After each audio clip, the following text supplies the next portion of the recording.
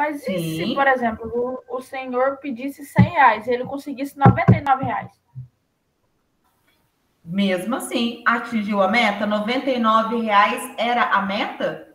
Ah, não. Ele é um objeto. Se ele não atingiu o que era proposto, não importava. Exatamente, exatamente, né? Então, olha, eu determinei que eram E 100. também, Se faltou R$1, por que você não continuou lá até conseguir esse R$1?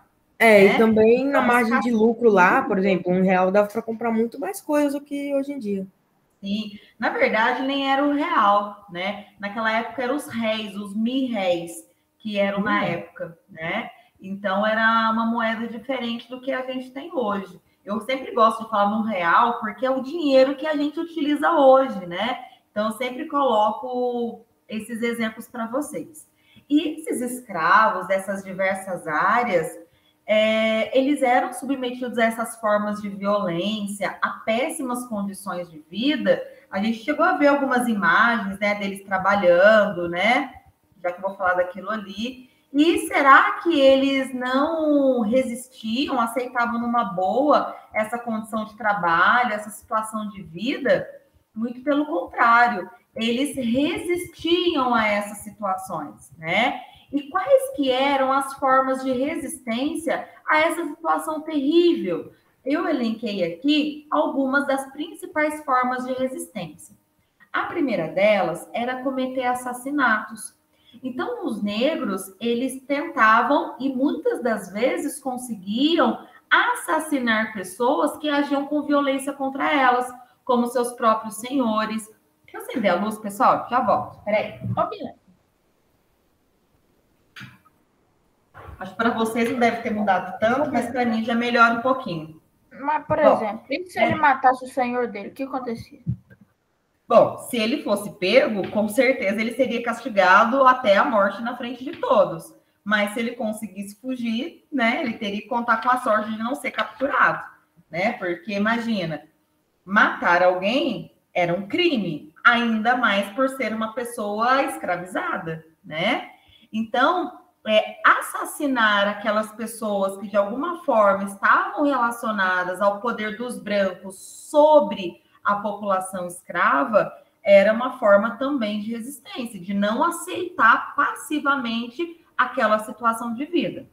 Outra coisa que acontece... Assim, Bia... Então, se ele conseguisse matar e não fosse pego, ia ser tipo uma carta de euforia?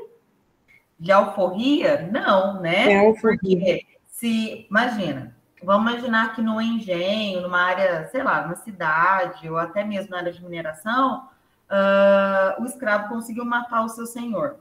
As pessoas ficariam sabendo que alguém matou aquela pessoa. Provavelmente não teria motivo, seria aquele escravo que fugiu, né? E aí o boato se espalha. Lembre-se que perder um escravo era um prejuízo muito grande. Enquanto o escravo fugia, toda a região já entrava em alerta. Olha, já era notificada, já era avisada que um escravo com tais características fugiu e que recompensas seriam oferecidas a quem capturasse aquele escravo. Mas, por exemplo, se matou o senhor, por que todos os escravos não fogem? Por que só fugia quem matou? Lembra o seguinte, o medo, ele é muito mais forte do que qualquer outra coisa. Por isso que eles chicoteavam em público. Isso, exatamente. Por quê? Esse medo era de sofrer castigos físicos. Vou citar um exemplo bobo. Todo mundo já deve ter batido o dedinho na quina da porta, na beirada da cama, e é uma dor quase que insuportável, não é?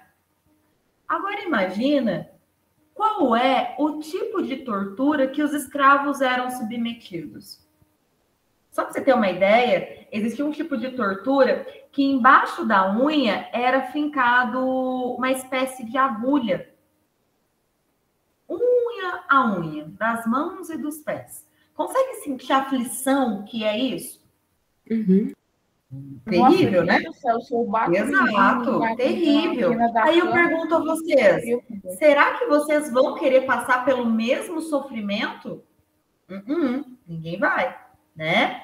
E isso era uma parte muito pequena dos castigos. Os castigos eram cada vez piores.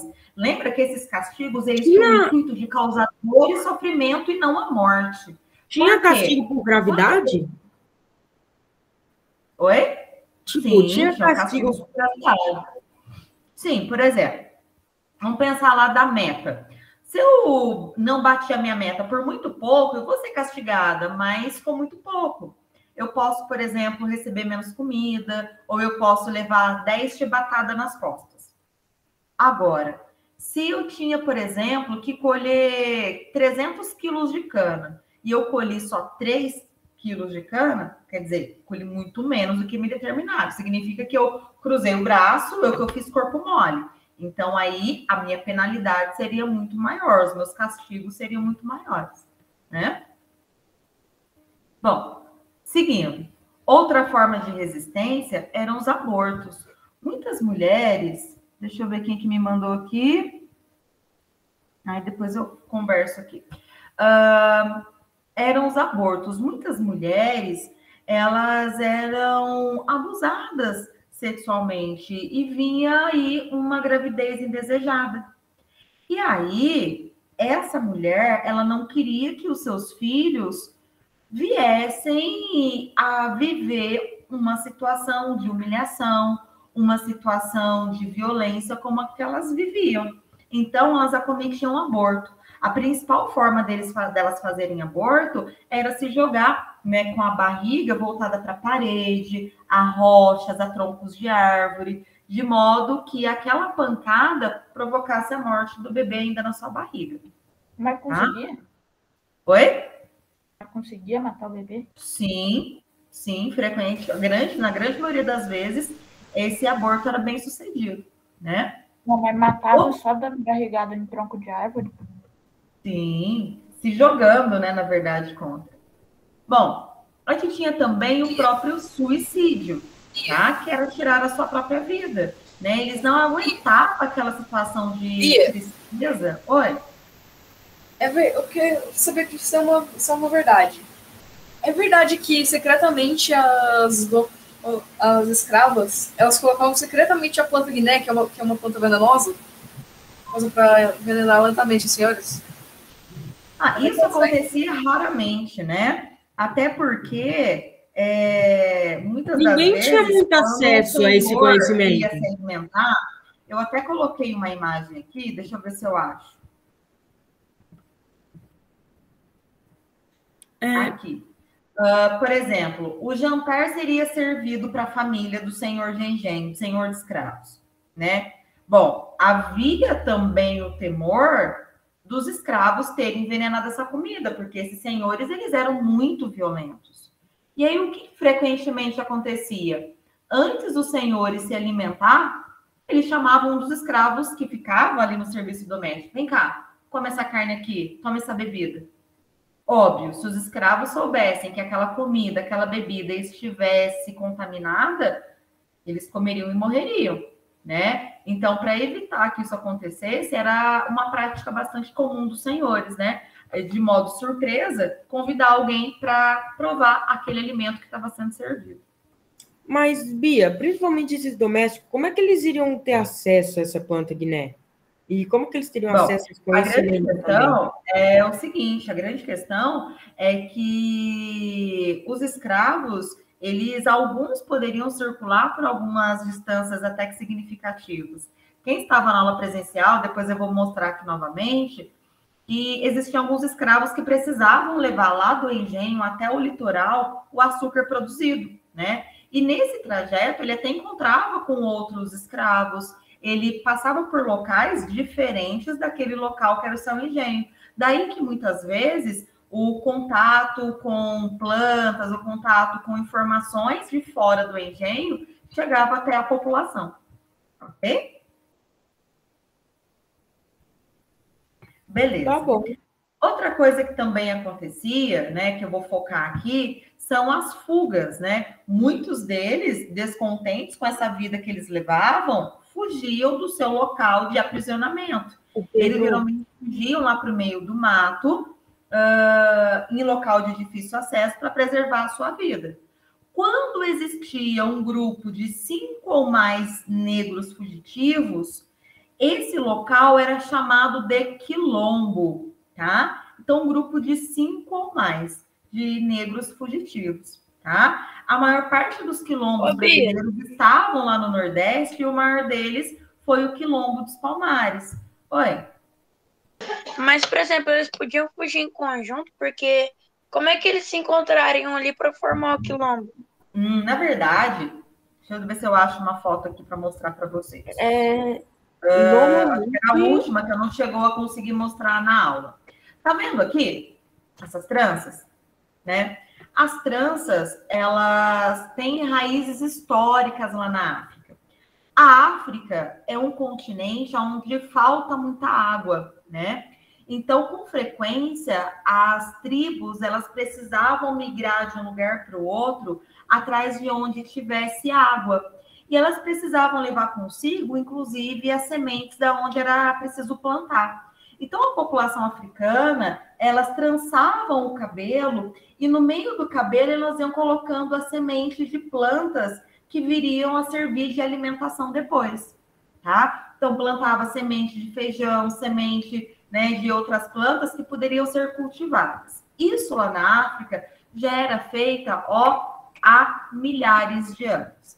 Quando esses africanos vieram para o Brasil e começaram a fugir, algumas vezes eles conseguiam, lá no meio da mata, perceber que das estradas, alguns escravos também circulavam para levar informações, levar animais, e acabavam se comunicando com esses escravos, dizendo que eles estavam escondidos em tal lugar, que tal lugar é seguro, que tal lugar é uma mata fechada, né? Tomava alguns pontos de referência. E aí, muitos dos escravos começavam a trançar o seu cabelo de modo a mostrar para os demais escravos onde é que era o local seguro. Então, aqui, quando o senhor tipo um mapa na cabeça, o cabelo trançado, achava que já era um costume feito lá da África, de trançar o cabelo e ponto final. A grande questão é que aqui no Brasil, no período da escravidão, essa trança bem colada ao couro cabeludo, né? Ela desenhava as rotas. Muitas das vezes, o caminho que essa parte que mostrava o couro cabeludo indicava uma área de estrada ou então um rio. Às vezes representava, por exemplo, uma árvore, uma mata, algum local aonde aquele negro conseguiu se alocar. E tem um ponto de referência? Para isso, um único que conseguia fugir tinha um ponto de referência da onde era seguro ele se esconder. E daí foram surgindo os quilombos, um informando ao outro. Eventualmente, nós encontrávamos grupos que conseguiam derrotar, matar aqueles feitores que estavam vigiando as senzalas, vigiando esses caminhos. Geralmente de 3, 4 escravos de uma vez. Oi. Esses caminhos eram aqueles caminhos de mato alto, tipo... Eu não lembro o nome direito. As áreas de floresta mesmo, as trilhas, né? Que eles traçavam. Importante que esses escravos fugitivos, se eles fossem capturados, eles seriam muito castigados. Então, onde eles se escondiam, era um local de muito difícil acesso. Geralmente, mata muito fechada, caverna e assim por diante. Oi. Zumbi dos Palmares, aquele mesmo que passou ali, ele não tinha algum parentesco ou amizade assim com o padre? Que eu saiba, não. Porque uma vez eu estudei a história da capoeira, do zumbi também, tinha alguma coisa com o padre que acobertava ele, alguma coisa louca. Não sei. Depois a gente pode pesquisar, na nossa próxima aula de história, na semana que vem, eu posso levar para vocês, tá? Beleza? E outra coisa, pessoal, que era também uma forma de resistência, era com muita frequência os escravizados incendiar os canaviais, as próprias Casagrande, incendiar um engenho, né, como forma de protesto por aquilo que eles vivenciavam. E aí uma outra forma de protesto, de resistência, era a própria capoeira. E aí eu queria que vocês se acalentassem um pouco, porque a capoeira e os quilombos nós vamos estudar um pouco mais detalhado no capítulo novo, tá? Que a gente começou na nossa aula de hoje. Belezinha sobre essas formas de resistência? Beleza, Bia. Beleza. E aí, eu comentei na nossa aula que surgiu uma expressão denominada Santo do Pau Oco. De onde que veio essa expressão? Bom, nas áreas de mineração, os escravos, eles eram proibidos de adorar as divindades que eles acreditavam lá na África. Então, eles só poderiam adorar a santos católicos. Então, o que frequentemente eles faziam? Eles esculpiam ou em madeira ou em argila imagens de santos católicos. Só que eles faziam o seu interior aqui oco. Para quê? Para que eles pudessem carregar ouro ou alguma outra pedra preciosa. Para quê? Para que eles pudessem comprar a sua alforria. Tinha que ser escondido dentro do santo. Porque é óbvio que um escravo carregando ouro, aquele escravo não era o dono do ouro, né? Ele estava ali roubando. Eles faziam isso na intenção de conseguir acumular ouro suficiente para que comprasse a sua alforria. Além de ter esse interior oco para carregar ouro ou pedras preciosas, eles também carregavam dentro desses santos ocos as imagens em miniatura das divindades que eles acreditavam, né? Daí que vem a expressão Santo do Pau Oco, né? Igual aqui, ó. Daí a expressão Santinho do Pau Oco. Uma pessoa que tem uma aparência de santo, mas que na realidade não é uma pessoa tão confiável assim. Que nem, por exemplo, essa imagem aqui representa São José, que para quem é católico foi aquele que foi esposo da Maria, mãe de Jesus Cristo. Se um senhor de escravo visse um escravo com essa imagem, vocês acham que ele ia ficar muito preocupado? Não. O escravo só com a imagem de um santo, qual que é o problema? Só que, na realidade, esse santo, ou ele estava escondendo as divindades religiosas dos escravizados, ou então estava escondendo pedras ou metais preciosos. Né? Já tinha ouvido falar dessa expressão? Ele podia usar para outra coisa, Bia? Ou só para isso? Só para isso. Eram essas duas finalidades. Tá? Bom, como já era de se esperar, a condição de vida dessas pessoas, ela era terrível. E a maioria dos escravos estavam trabalhando nos engenhos. Embora a gente tivesse escravo na área da cidade, na área de mineração também, a maioria deles estava no engenho, né? Por isso que eu coloquei como título desse slide Em Torno do Açúcar. Por quê? Dentro dos engenhos é produzido açúcar. Em cada uma dessas colheres, nós temos açúcar em tonalidades diferentes, em cores diferentes e em granulometria diferente, né?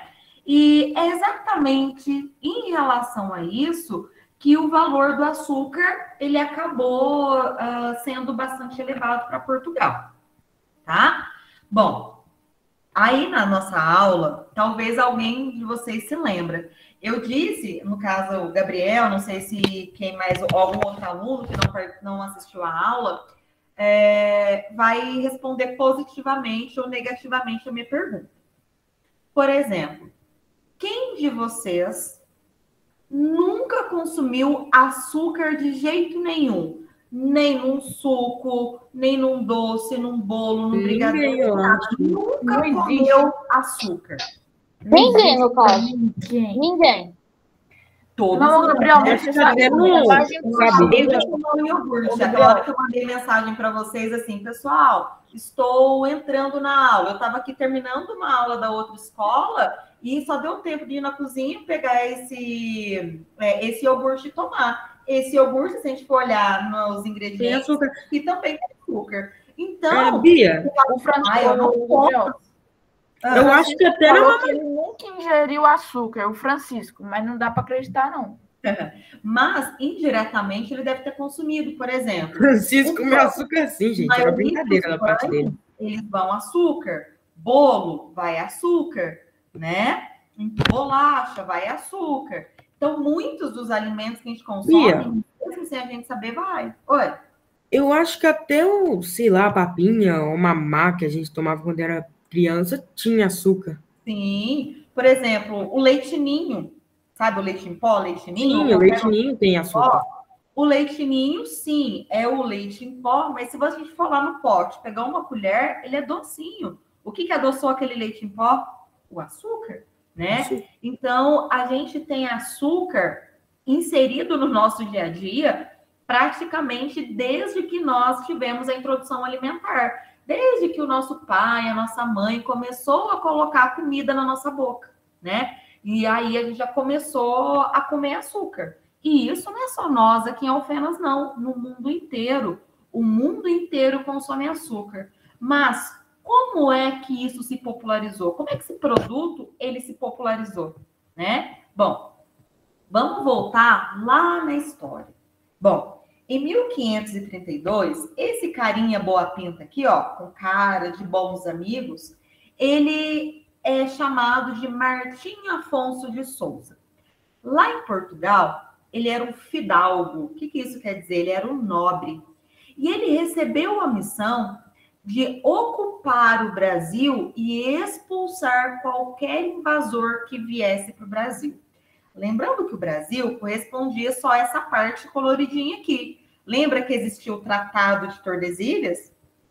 E aí, o Martim Afonso de Souza, ele chegou e dividiu o Brasil em várias faixas de terra, né? Que são essas faixas que vão do litoral até a linha do Tratado de Tordesilhas. Cada faixa de terra dessa recebe o nome de capitania hereditária. O Martim Afonso de Souza, ele disse que cada capitão donatário deveria distribuir terras na sua capitania hereditária para pessoas que pudessem construir engenhos. Por quê? O açúcar, ele começou a se popularizar lá na Europa durante as cruzadas. As cruzadas, voltando, né, na história, foi aquele movimento em que expedições militares foram feitas para libertar a cidade de Jerusalém dos muçulmanos. A cidade de Jerusalém, para quem é cristão, é uma cidade importante porque foi lá que Jesus viveu grande parte da sua vida, realizou muitos milagres, né? E a cidade de Jerusalém, ela também é sagrada para os muçulmanos, porque foi lá que Maomé recebeu a visão do anjo Gabriel sobre o islamismo. E aí, os árabes que estavam se convertendo ao islamismo foram atacando as áreas até dominar a cidade de Jerusalém. Mas na cidade de Jerusalém tinha muitos cristãos. E aí, esses muçulmanos que lá chegaram começaram, de certa forma, a perseguir todos os cristãos que estavam lá. O que o Papa, lá na Europa, lá em Roma, determinou? Que era obrigação de todo cristão ir livrar a Terra Santa das mãos dos pagãos. Quem que eram os pagãos? Os muçulmanos.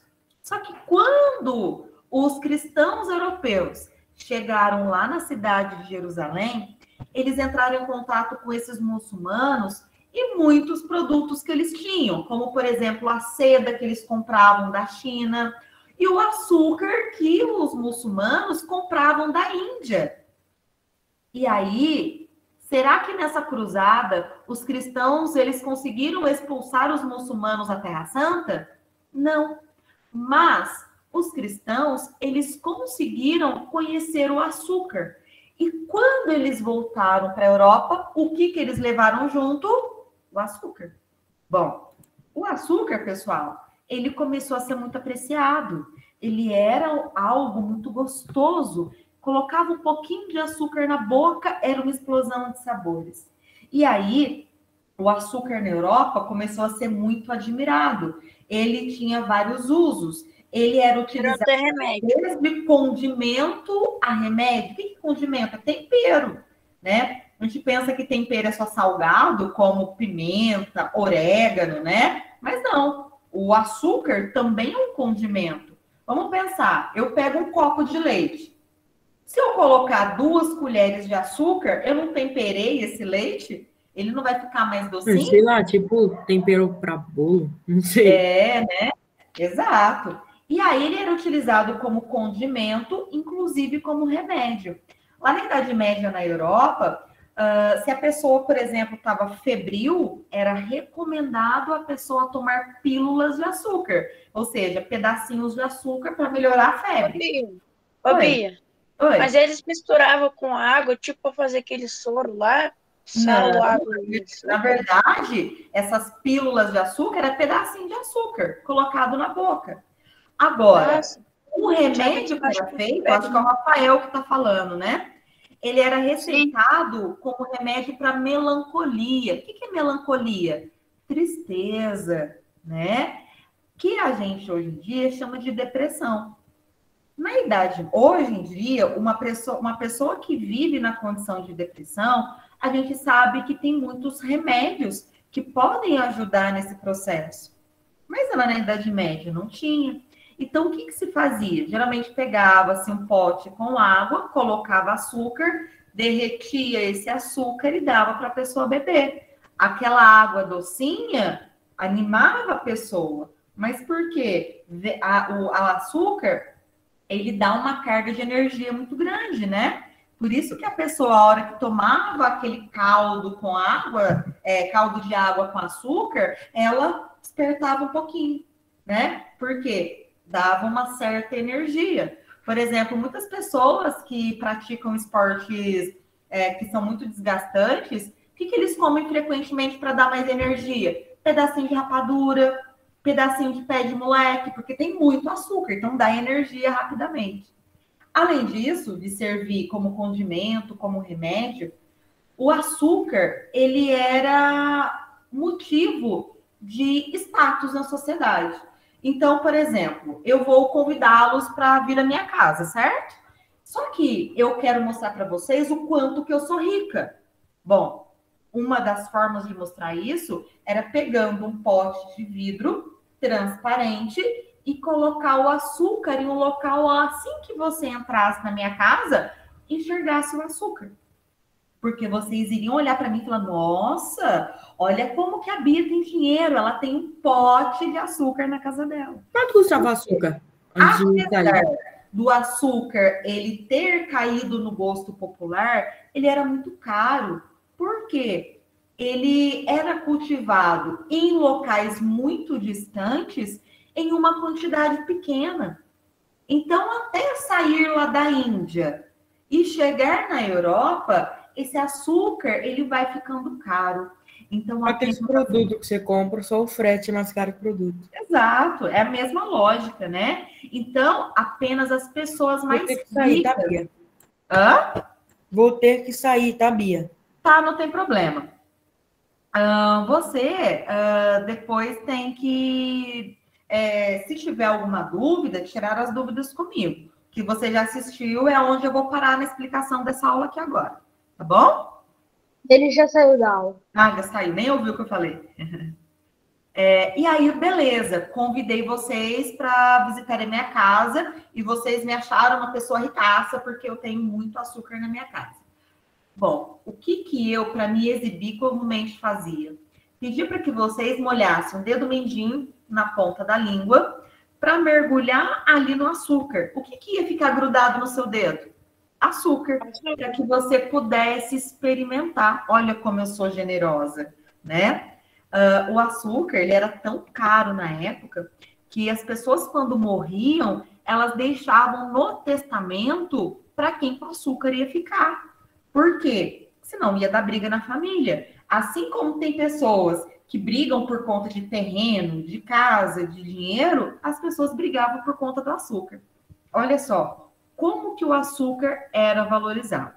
Bom, e claro, se eu estou falando que o açúcar era muito caro, será que Portugal ia ter interesse na produção de açúcar? Óbvio. Então, o que eles fizeram? Coloquei aqui um mapa, deixa eu dar o zoom para ficar mais fácil de enxergar. Aqui vocês têm a Espanha e do lado de cá Portugal. Portugal tinha colônia em 2 ilhas.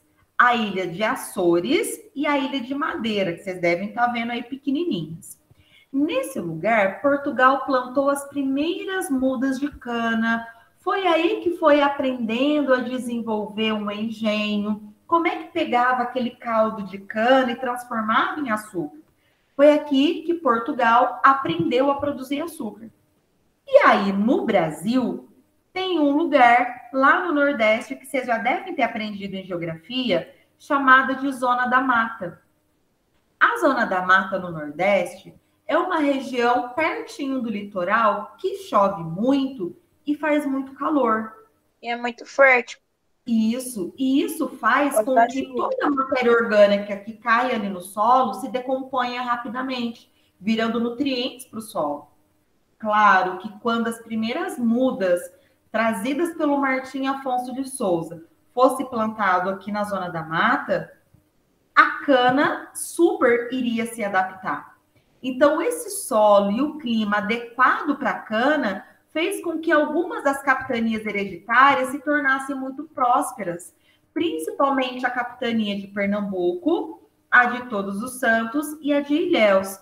Essas 3 capitanias foram aquelas que tiveram os engenhos que mais produziam. Por quê? Porque elas estavam aqui na Zona da Mata, onde tinha o solo e o clima adequado, né? O solo, ele tem esse aspecto escuro, como vocês estão vendo aí na imagem. Por quê? Tem muito nutriente, muita matéria orgânica, tudo o que a cana precisa.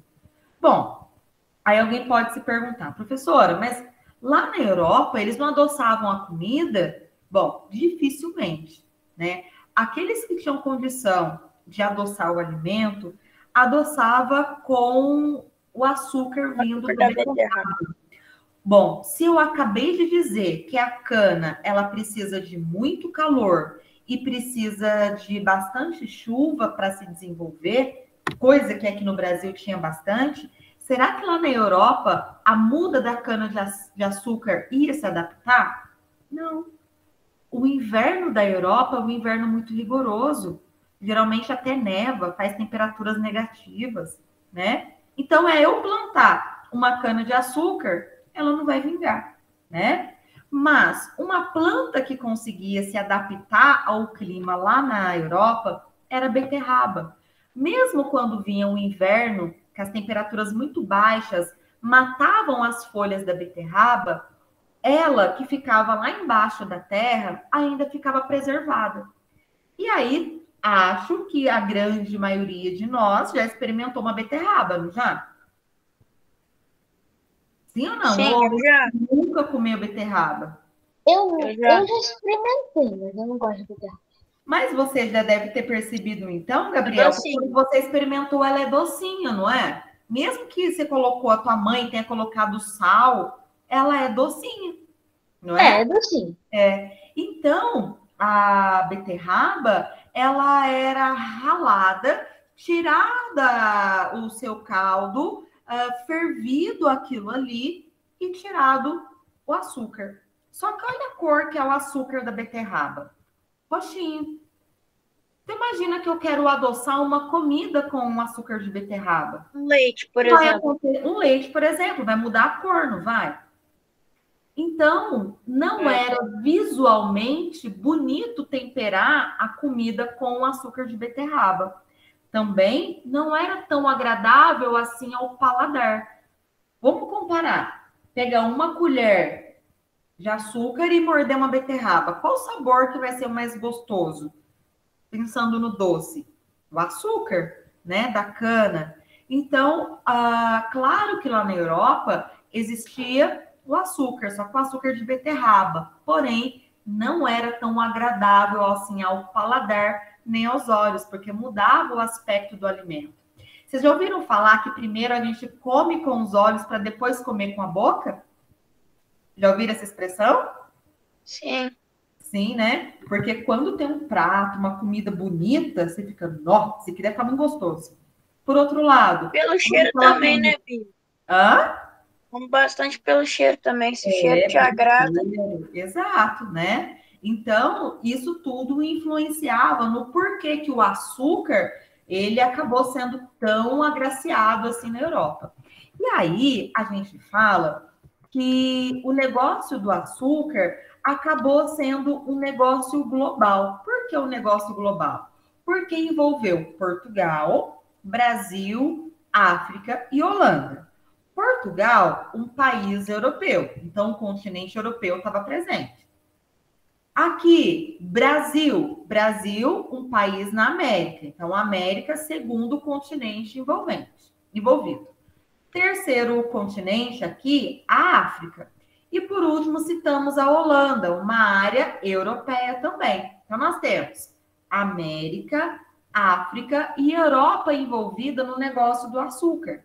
O que cada um desses estava envolvido no negócio do açúcar? Bom, aqui no Brasil, Portugal tinha a função de construir os engenhos aqui, certo? O Brasil, qual que era a função? Era produzir o açúcar. Então, era aqui que o açúcar era produzido. A África, qual que era o papel da África na produção de açúcar? Oferecer a mão de obra que era escrava. E a Holanda? Bom, a Holanda, ela fazia o seguinte.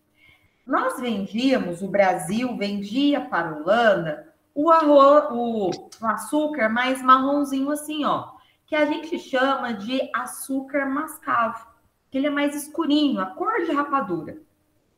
A Holanda comprava esse açúcar mascavo e lá na Europa ele clarificava esse açúcar, ou seja, deixava ele com aspecto mais clarinho. Por quê? Quanto mais clarinho fosse o açúcar, Mais caro. caro ele era, tá? Então, por isso que eles clarificavam o açúcar, tá? E aí, vamos imaginar, eu, Bia, quero expor para vocês que eu tenho dinheiro para comprar açúcar. Eu, querendo mostrar que eu sou muito rica, eu vou mostrar que eu tô vendendo, que eu comprei o açúcar mascavo ou o açúcar branquinho? O açúcar branquinho. Óbvio. Aham. Oi, quem quer falar? Era eu, por exemplo, como é que eles faziam para deixar o açúcar branco de novo? Eles serviam tudo de novo? Existe aqui alguns elementos que você consegue colocar, como, por exemplo, o cloreto de... Ai, eu vou pesquisar o nome. É cloreto de alguma coisa. Que você mistura, ele vai virar um líquido, vai derreter. E aí você espera um tempo de ação para que essa cor ela fique mais clarinha, tá? Eu vou procurar o nome certinho. É cloreto de alguma coisa, tá? Eu passo para vocês depois. É como um produto químico, tá? Falando Beleza? assim, vocês têm que botar aqui. Não, Semana não tem que vem problema. Eu você vou falar no grupo para vocês verem. Pode ser? Tá. Beleza. Bom, e toda essa produção do açúcar, a gente diz que ela funcionava no sistema de plantation. O que é isso? É um sistema de plantação de uma coisa só. O que era plantado nesse caso? Cana-de-açúcar. A cana-de-açúcar, ela era plantada em uma grande extensão de terra, que a gente chama de latifúndio.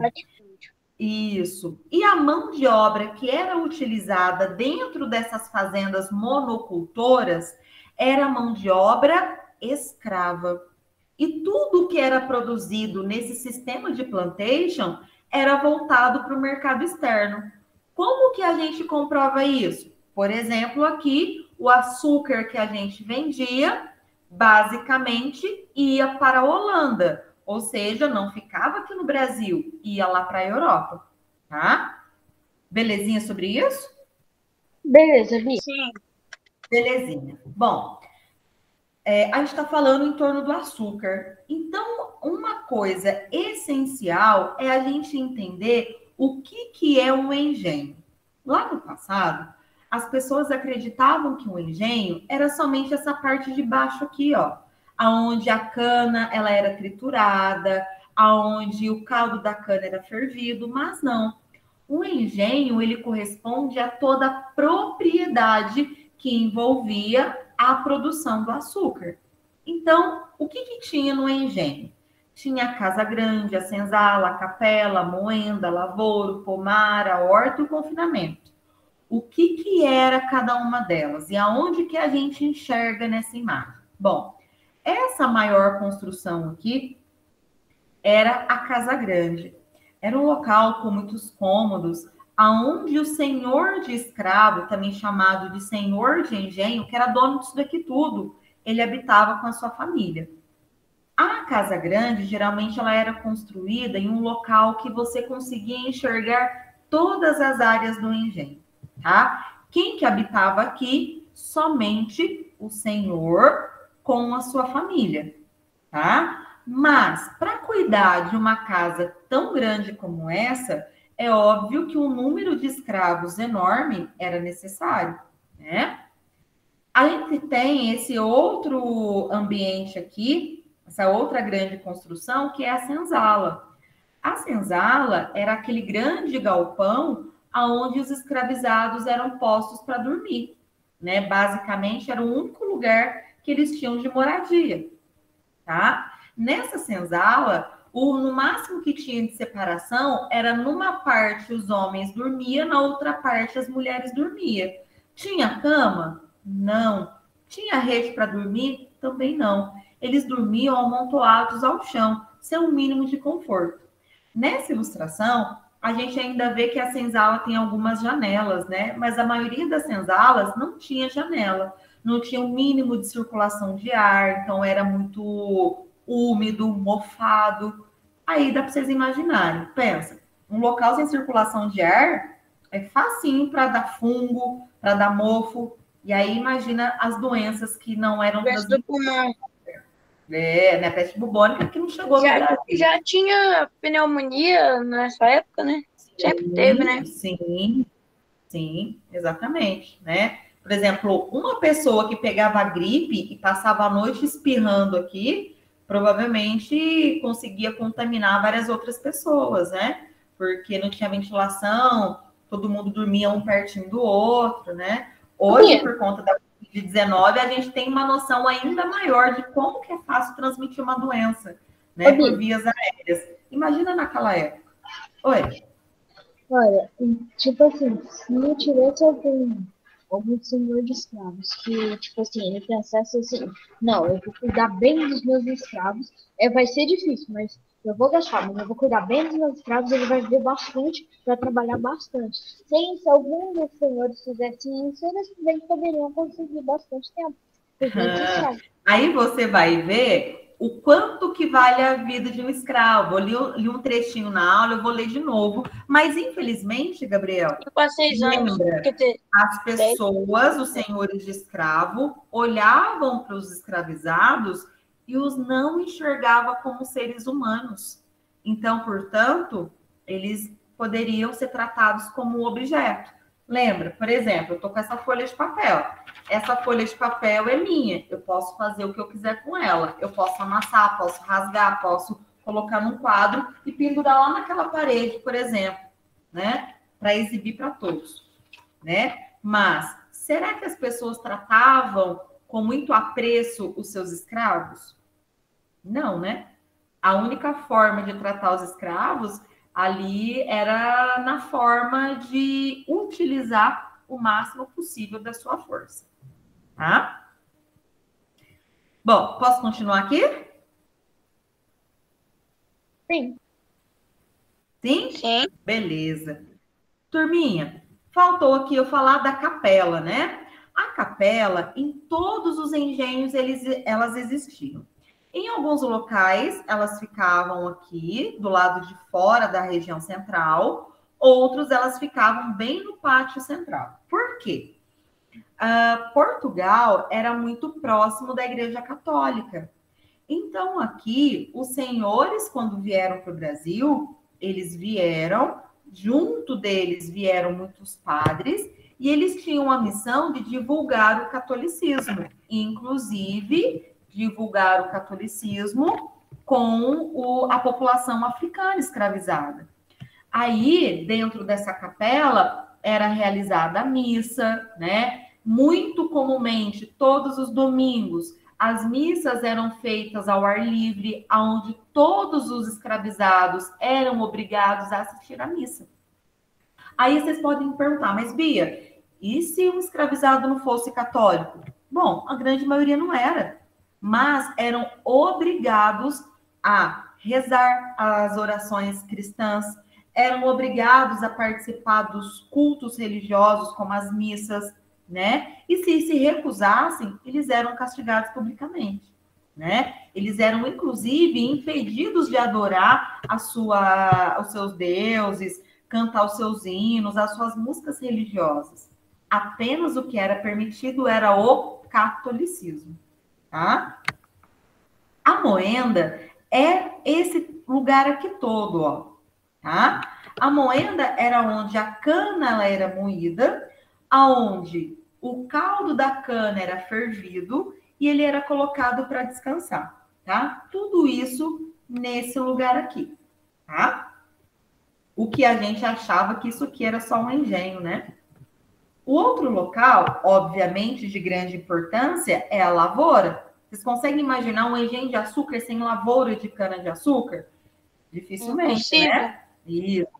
Ué. E aí, essa lavoura, ela era geralmente, ó, a perder de vista. Aqui da Casa Grande se enxergava a lavoura, e a lavoura é como se fosse um mar verde, né? A cana a perder de vista. Aqui a gente tinha também um pomar e uma horta.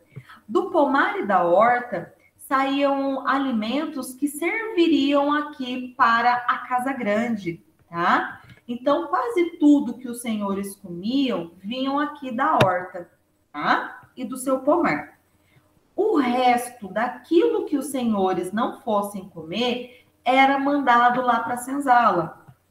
O grande exemplo disso é um prato chamado de feijoada, não é? O resto da parte do porco. Feijoada? Então, eu coloquei aqui a foto dessa panela linda, maravilhosa, com uma feijoada super recheada, né? Então, para quem não se lembra, os escravos, eles recebiam ao ano 2 vestes, né? Geralmente no começo e no meio do ano, e de tempos em tempos, eles recebiam um kit de alimentação, que era basicamente arroz, feijão e espécie de ração, né? Que era a mistura de vários farelos, farelo de mandioca, farelo de milho, né? E claro, comer carne, esquece. Eventualmente, as sobras daqueles animais que não iam ser consumidas pelos seus senhores é que eram mandados para a senzala. A origem da feijoada mostra o aproveitamento dessas sobras. Por exemplo, lá na Casa Grande, ao ser abatido um porco para alimentação de todos, os lábios, o pé, a orelha, o focinho, não ia ser comido pelos seus senhores. Os senhores, só um minutinho, queriam pernil, queriam um lombo, queriam partes, né, mais nobres. E aí o resto foi descartado, manda lá para a favela, para a senzala. E lá na senzala, o que esses escravos faziam? Pegavam essas sobras, misturavam ao feijão e deixavam ele cozinhando por horas e horas. O que deu a origem a um prato típico brasileiro, de origem escrava, né? Que é a feijoada. Fala. Primeira coisa, os senhores, eles comiam linguiça, que no caso seriam as tripas viradas? Não, nessa época, Tempos pouco enchidos, se né? fazia isso aqui no Brasil, tá? Isso se chama charcutaria. A charcutaria no Brasil, ela é algo recente, tá? Quando outros imigrantes, principalmente aqueles que vieram da região da Alemanha, vieram para o Brasil. Lá na Alemanha, na região da Polônia, eles já dominavam essa técnica de pegar carne, misturar com gordura, picados em pedaços bem pequenos, colocado na tripa do animal. Essa carne, né, essa linguiça, ela era deixada curtir na fumaça e no sal, para preservar, porque naquela época não tinha geladeira.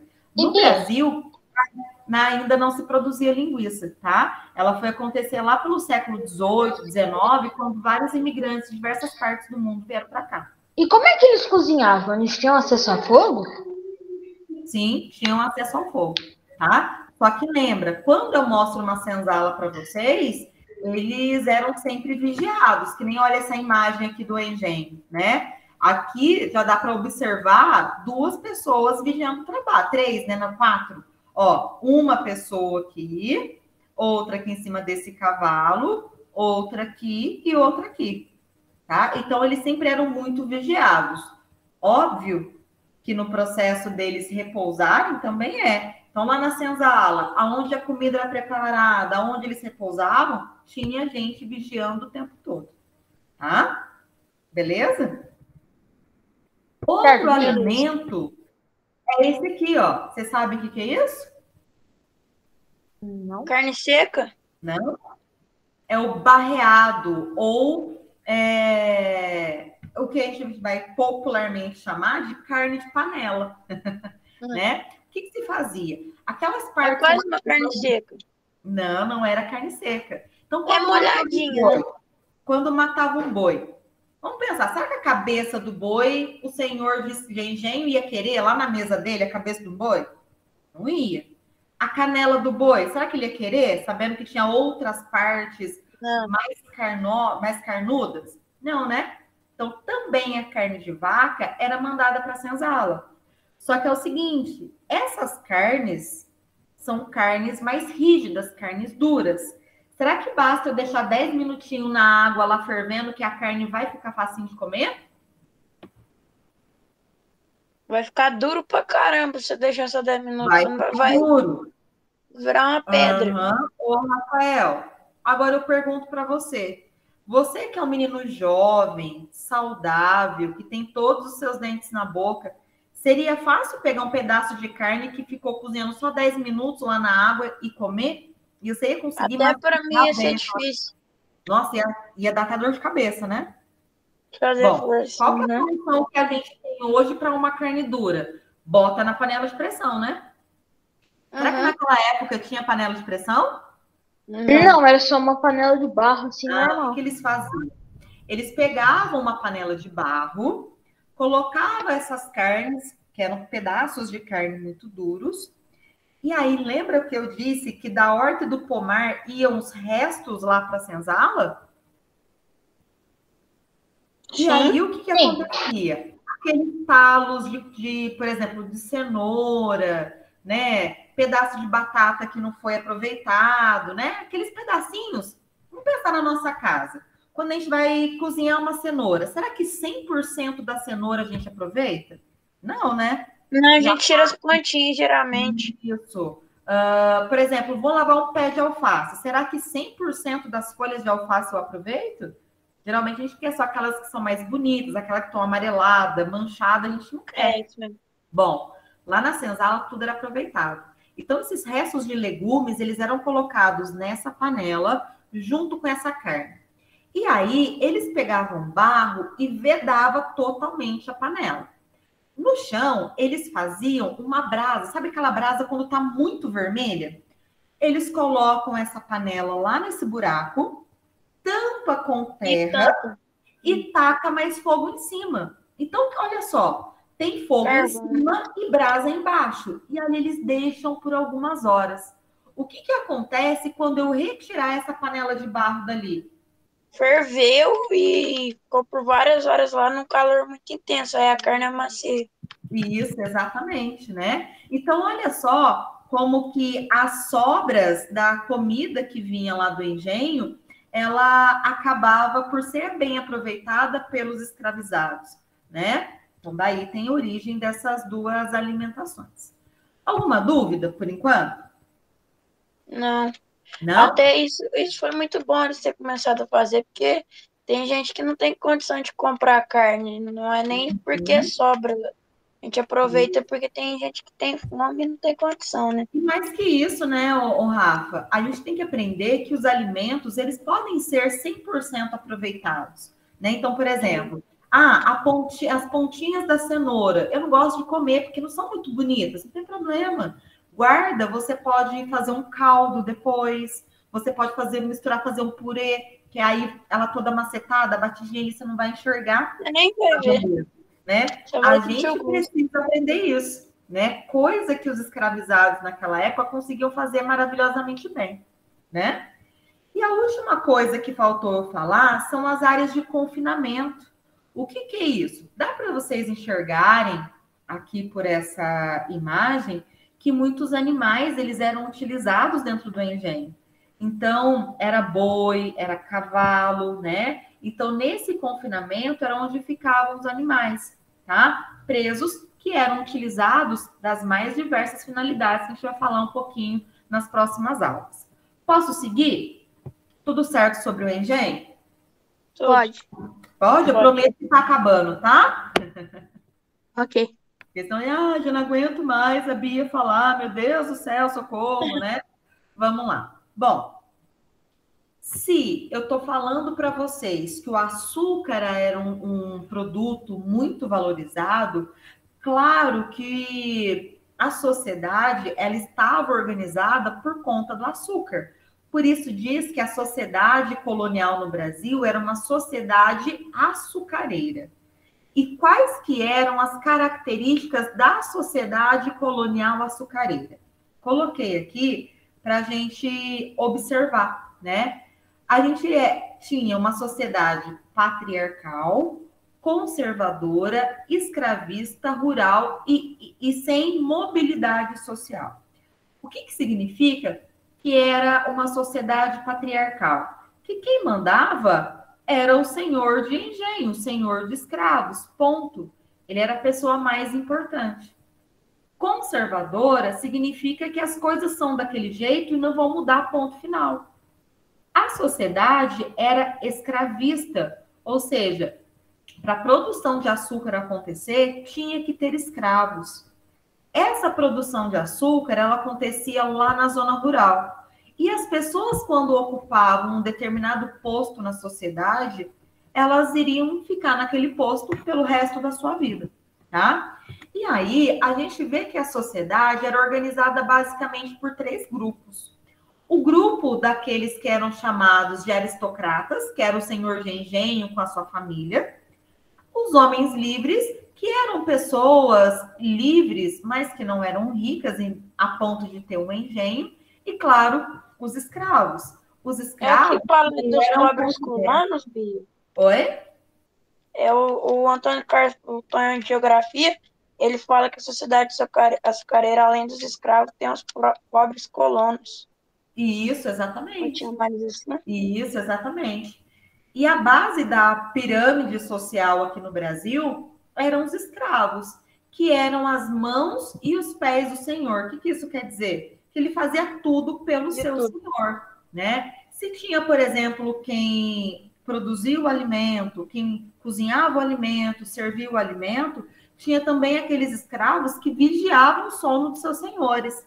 Daí, por exemplo, que vem aquela expressão criado mudo. Já ouviu falar? O que seria um criado mudo? O criado mudo de hoje em dia é aquele móvel que fica do lado da cama. Isso. O que o certo é a gente falar mesinha de cabeceira, a mesa de cabeceira, né? Uhum. Criado mudo era o nome dado aos escravos que deveriam vigiar o sono dos seus senhores. Então, pensa, você está lá dormindo, de cada lado da sua cama tinha um criado, que ele deveria vigiar todo o seu sono. Né? Mas por quê? Apenas por status. Eu sou seu dono, Gabriel, eu faço o que eu quero. Você vai vigiar meu sono e ai de você se fizer um ruído. Entendeu? Basicamente por status. Tem muitos escravos, eu faço o que eu quero. Tá? Esse senhor de engenho, lá, quando a gente vai observar o papel que ele ocupava aqui no Brasil, ele tem um status social tão grande que ele poderia ser comparado a um nobre lá em Portugal. Então, os nobres que frequentavam lá em Portugal, os palácios reais, e tinham super importância, eles eram super respeitados, aqui no Brasil também. Esses senhores de engenho, eles eram as pessoas mais importantes. Então, dentro de uma capitania hereditária, podia ter 2, 3, até 10 ou mais senhores de engenho. E esses senhores de engenho eram tratados como nobres. Aonde eles chegavam, todos paravam para olhar. Todos paravam para ouvir o que essa pessoa tinha para dizer. Esses senhores de engenho, eles eram tão importantes na sociedade que eles, inclusive, controlavam a política local. Então, dentro das capitanias hereditárias, começaram a surgir algumas vilas, né? Começaram a surgir alguns cargos importantes, como chefes de polícia, fiscais de impostos e tudo mais. Bom, o senhor de engenho, ele era tão importante que ele indicava pessoas do seu interesse para ocupar esses cargos políticos, cargos administrativos. Então, ele indicava parentes e amigos próximos para esses cargos públicos. Ah, o prefeito de uma cidade. Quem que vai ser o prefeito? Quem o senhor de engenho indicou. Ah, preciso nomear um chefe da polícia. Quem que vai ser? Aquele que o senhor de engenho me indicar. E claro, pessoal, imagina, eu vou escolher o João Henrique como o fiscal de imposto. Então, ele que vai arrecadar os impostos dos engenhos que vão ser mandados lá para Portugal. Só que fui eu que nomeei o João Henrique. Vocês acham que o João Henrique, sendo meu parente, meu amigo, vai cobrar muitos impostos de mim? Não, baratinho. Às vezes nem cobrava, né? Tipo, Exatamente. Então, ele valeu. controlava a política local e, claro, visando ter sempre benefício próprio. E mais que isso, eu, como, por exemplo, nomeei o João Henrique, o chefe lá da arrecadação de impostos, o João Henrique, ele vai ter cada vez mais benefício. Ô, João Henrique, ó, vai chegar amanhã lá na tua casa 4 escravos que eu tô te dando de presente, viu? Bom, será que escravo era algo baratinho? Não, né? Não. Então, olha só o benefício que o João Henrique já está tendo. Ô, João, vou te mandar 10 pães de açúcar lá para sua casa, viu? Será que o pão de açúcar, daqui a pouco, quem não assistiu a aula passada, Tá louco. vai entender, Mas né? é muito açúcar, Bia. É muito. Exatamente. Então, essas pessoas, né, elas acabavam tendo essa relação. Um ajuda o outro, né? Mas ali, ó, o senhor de engenho ajuda seus parentes e amigos, e esses parentes e amigos ajudam o senhor de engenho, né? Bom, e claro, se ele é tão poderoso assim, ele vai manter ao redor dele todas as pessoas, desde aquelas pessoas que são livres até as escravizadas. Bom, quem que eram essas pessoas livres que estavam trabalhando dentro do engenho? Bom, para a gente parar para pensar, para produzir um engenho, é necessário ter certos conhecimentos. Era necessário, por exemplo, ter aquela pessoa que entendesse de construir uma moenda. Era necessário ter uma pessoa que entendesse o ponto certo do caldo da cana tá fervendo para virar o açúcar. Tem gente que vai ter que ser especializado em ver quanto tempo o açúcar vai ter que ficar ali curando. Tem gente que vai ter que ser especializado na produção de barril para armazenar o açúcar.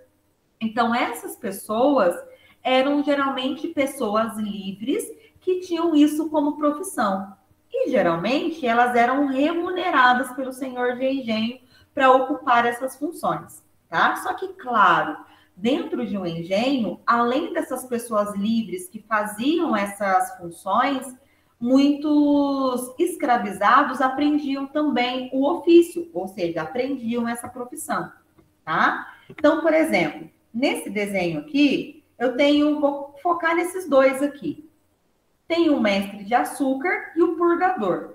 O mestre de açúcar, por exemplo, é aquele que vai ver o ponto de fervura do caldo a ponto de falar, nossa, para de ferver, que agora já tá bom o ponto para virar açúcar, tá? É essa pessoa. É igual fazer o doce de leite, né? Você vai fervendo o leite até que tem um momento, ó, pode parar de ferver, que agora o doce vai ficar durinho. O purgador, que é esse outro, que vocês estão vendo um homem negro, é aquele que verifica o quanto que aquele açúcar que estava ali repousando, se ele está bom ou não para ser transportado, né? Se já atingiu o ponto que a gente queria. Um é branco, o outro é negro. O branco, provavelmente, uma pessoa livre, assalariada. Aquela pessoa negra, um escravizado. Mas ambos são profissionais que se especializaram em uma função ali dentro do engenho. E Bia, como que era a produção da cana-de-açúcar? Vamos lá compreender os processos, né? Na primeira parte, a gente tem o plantio da cana. De eu plantar até eu colher, leva mais ou menos de 15 a 18 meses. Então, era preciso que o senhor de engenho, ele se planejasse. Eu planto uma lavoura, depois um tempo planto outra, depois um tempo eu planto outra. Por quê? Eu não consigo ter 2, 3 colheitas em um ano, né? Um ano tem 12 meses. Então, eles Demora tinham... tempo pra cana nascer e dar o ponto, né? Isso, exatamente. Então, eles tinham lavouras em diferentes estágios para conseguir produzir açúcar o ano todo.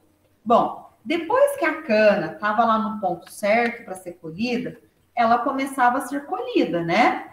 E aí eram as pessoas escravizadas que faziam essa colheita. Dá para perceber aqui, ó, que tem alguém, uma pessoa branca, um feitor, vigiando o trabalho. Depois que essa cana ela era cortada, ela era amarrada em grandes feixes e colocados em carroça, né? Tudo isso feito Tipo por feno. escravizado. Oi? Tipo feno para cavalo. Sim, é a mesma coisa. Lá dentro da área da moenda, né? A gente tinha dois tipos de moenda.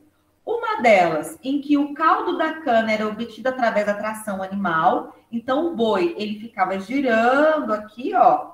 E a cana, ela era introduzida de modo a ela moer e ser tirado o seu caldo. Espremia ela, né? Não é moer. Moer seria meio que triturar, né? Do outro lado, a gente tem um outro tipo de moenda que, na verdade, não era movida pela força de animal nem de pessoas, e sim pela água. Só que será que todo o engenho estava à beira de rio? Não, só alguns. Exato, né? Só alguns. Então, a maioria utilizava animais aqui para fazer o processo de moer a cana de açúcar. Beleza. Moí a cana, peguei o caldo da cana. O que vai acontecer? Esse caldo, ele vai ser fervido aqui, ó, por várias horas. Então, olha, mais uma vez, a gente tem uma pessoa branca vigiando o trabalho. Esse caldo que está aqui fervendo, ele já recebia um tipo de produto que clarificava aquele caldo de cana, deixava ele mais clarinho. Vocês acham que a temperatura dentro desse lugar aqui, dentro dessa área, ela devia ser baixinha, a temperatura? Muito pelo contrário, né? A temperatura aqui, ela era extremamente alta. Comentei na aula que no período de grande colheita, os escravos conseguiam produzir açúcar nos engenhos até por 18 horas seguidas dentro do engenho, de 18 até mesmo 20 horas. E aí, pergunto para vocês, vocês acham que o senhor de escravo vai se preocupar se o escravo está cansado de trabalhar com esforço físico nesse calorão que está aqui? O que vocês acham? Não. Claro que não. Então, os escravizados, eles trabalhavam até a exaustão. Muitos escravos, exaustos de tanto trabalhar, caíam dentro desses tachos aqui, ó. E aqui que eu comentei na aula. Bom, caiu, tiro, dou aquela chacoalhada, tchau, obrigado. Se aquele escravo está sofrendo com ferimento, se ele morreu ou não, pouco não importa. O que tem que continuar sendo feita é a produção do açúcar. Ô, Bia. Oi. Mas isso geraria muito prejuízo. Tipo assim, pensa, um escravo desmaia e cai ali dentro desse caldeirão. O escravo acaba morrendo, obviamente. Mas daí ele vai perder todo o açúcar, todo o caldo da açúcar. Se tem cabelo aí, vamos tirar o cabelo. Se for roupa aí, vamos tirar a roupa. Vamos seguir o baile. Né? Bom, o mestre do açúcar, quando olhou que o ponto do caldo já estava bom, desse melado já estava bom, vamos colocar em formas de cerâmica, né? Então, olha aqui, o caldo ele era colocado nessas formas. E aí, dentro dessas formas, existia ali um buraquinho na pontinha, aonde as impurezas iam escorrendo. O que seriam essas impurezas? Por exemplo, os pedacinhos de bagaço de cana que poderiam ter ficado, tá? Depois de vários meses, né? Vários dias, na verdade, desse açúcar, nesse pote de cerâmica, ele ia endurecendo. E aí, o açúcar já estava pronto. E eles eram desenformados e tinha esse formato aqui, ó. Esse formato aqui de açúcar recebia o nome de... Como é que se chamava? Alguém lembra?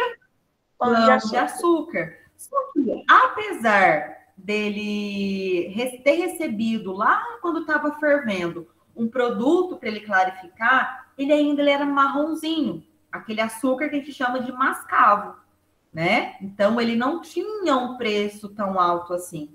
Aqui, vocês estão observando aqui na imagem do fundo que nós temos pães de açúcar de 3 tonalidades diferentes, né? Então, aqueles que eram mais escuros, eles custavam um valor menor. Mas aqueles que eram mais clarinhos, eles tinham um valor maior. Depois que esse pão de açúcar, ele era retirado da forma de cerâmica, ele era quebrado em partes menores, colocados em caixotes, embrulhados em folhas de bananeira e levado até no litoral, né? Sempre isso, ou por pessoas escravizadas ou por carros de boi. Bom, o pão de açúcar, aqui ainda temos alguns locais no Brasil que tentam produzir os pães de açúcar nos moldes como eram feitos lá no período colonial. Outros engenhos que foram desativados com o fim da escravidão ainda preservam as ferramentas que eram utilizadas lá no processo de fabricação desses pães de açúcar. Então, olha aqui, foto, né? E não ilustração dos tachos aonde o caldo do caldo da cana era fervido e aonde esse caldo, esse melado já, né, é colocado para repousar. Então, tecnicamente, eles não caíam dentro do tacho, né? Eles meio que deixavam só a barriga ou a cara ali dentro, né? Exato. Mas eu é que não queria, né? Queimar é ruim de qualquer maneira. Deus me livre. Imagina com melaço de açúcar, Rafael. Então, ia ficar lá grudado, você ia ter que tirar depois, ia doer mais ainda. Deus me livre. Capaz. Bom, aqui a gente tem, né, a imagem de um pão de açúcar depois de desenformado. Bom, por esse formato, dá para entender o porquê que esse lugar aqui, lá no Rio de Janeiro, recebe o nome de Pão de Açúcar. Alguém aqui já conheceu esse lugar, pessoalmente? Porque tem o mesmo formato? Já, mas eu não tive coragem de atravessar, não. Eu já fui lá ver, mas... Então, quem já foi ao Rio de Janeiro, né, já pôde verificar que essa formação rochosa recebe o nome de pão de açúcar porque ele tem um formato muito parecido com esse açúcar que era feito lá nos engenhos coloniais, não é? Bom, aqui foi uma das últimas coisas que eu comentei com vocês, né? Quanto vale uma vida? Aí o Gabriel tinha me perguntado, né, falado, Bia, mas era muito melhor se o senhor de engenho cuidasse bem do seu escravo, porque ele ia viver mais anos, ia trabalhar mais. Será? Vamos ver essa reportagem aqui. Quanto vale uma vida? Embora pareça sem sentido a falta de cuidado com os escravos, que, entre outras coisas, era um investimento caro, precisamos entender que essa brutalidade dentro do contexto econômico. Os proprietários calculavam que um escravo podia produzir, em média, cerca de 3/4 de tonelada de açúcar por ano.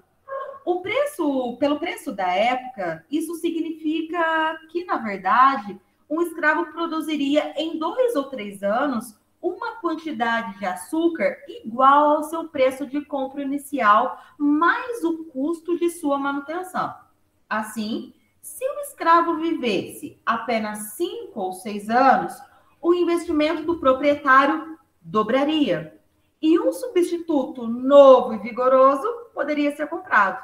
A teoria básica da administração de escravos parece ter sido o seguinte: obrigá-los a trabalhar duro, lucrar e comprar outros. Então, Gabriel, o que falou aqui? Se um escravo vivesse, a partir do momento que ele fosse comprado, 5 ou 6 anos, ele tinha gerado riqueza para o seu senhor suficiente para pagar o custo que seu senhor teve ao comprá-lo, o custo que o senhor teve com a sua manutenção, ou seja, com a sua alimentação, com a sua vestimenta, e ainda dava dinheiro para ele comprar outro escravo. Ou seja, se um escravo vivesse 5 ou 6 anos, já estava dando lucro. E se vivesse mais ainda? Melhor ainda para o seu senhor. Então, vocês acham que numa situação como essa, os senhores de engenho estavam preocupados com o bem-estar dos seus escravos? Não. De forma alguma. Exato. Eles queriam que eles trabalhassem e gerassem riqueza. E aquela coisa, se você morrer, tem outro para ficar no teu lugar. Você vai fazer corpo mole? Então você vai ser castigado fisicamente. O teu sofrimento vai ser maior do que se continuar trabalhando, né? Então, olha como que a situação de vida desses escravizados era bastante lamentável, né? Vocês entenderam o que eu trabalhei com vocês agora? Até que é bem triste aí, parece que a gente vai guardar mais. Bia. A gente vai ficando revoltado com a situação, né? Vai dando raiva. Que absurdo isso tudo. Mas é importante a gente estudar o que aconteceu no nosso passado para entender o porquê que certos comportamentos não devem ser mais aceitados, né? É justificado. É por isso que não tem mais escravidão no Brasil. Exato, e não deve ser aceitado, né, Gabriel? Porque imagina, uma pessoa como aquela tem sentimentos, a pessoa, ela também sente sono, fome, cansaço. Claro, eram todos ignorados no período colonial. Hoje, é inadmissível que a gente pense numa situação como essa, não é? Certinho? Se tiver um pouquinho cansado e alguém falar para você ir para frente, a pessoa já pode ir fazer o maior drama pra você. Ai, credo. Bom, pessoal, era isso, tá? Vou disponibilizar a gravação desta aula também lá no grupo para outras pessoas que quiserem assistir, porque eu acho que agora ficou mais fácil de vocês compreenderem os assuntos que a gente tratou na aula, né? Não sei se todo mundo conseguiu compreender tudo que eu expliquei, né? Mas espero que tenha sido aí bem esclarecedor o assunto que a gente trabalhou. Na semana que vem, a gente vai falar sobre a revolta que teve porque começou a faltar escravo nos engenhos, tá bom? Belezinha? Certo, Bia. Tchau, Bia. Acho que até Tchau, Bia. sexta-feira. Tchau. Fala, João Henrique. É Não, tchau que você tá me Bia. dando? É, tchau. Tchauzinho, viu? Beijo, fiquem com Deus. Obrigada pela companhia. Nada. Tchau. Tchau, beijo.